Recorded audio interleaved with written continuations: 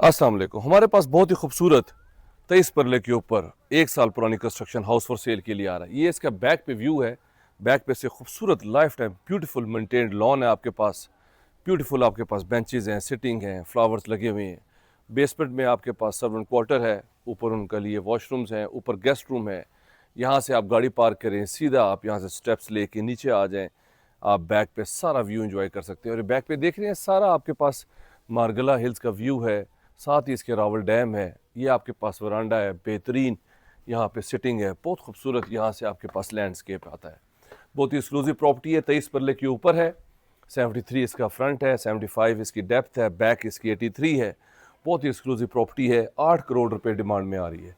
अगर आप इंटरेस्टेड हैं, मेरे नंबर पे कॉल कर लें, चैनल को सब्सक्राइब कर लें। अगर आपने अपनी प्रॉपर्टी का भी शूट करवाना है, अगर आप चाहते हैं कि उसको मार्केट किया जाए, तो मेरे नंबर पे करंट लोकेशन भेजें, हमारी टीम आपके पास आएगी, अभी प्रॉपर्टी का शूट करेगी, जिससे आपको बहुत अच्छा रिस्पॉन्स आएगा।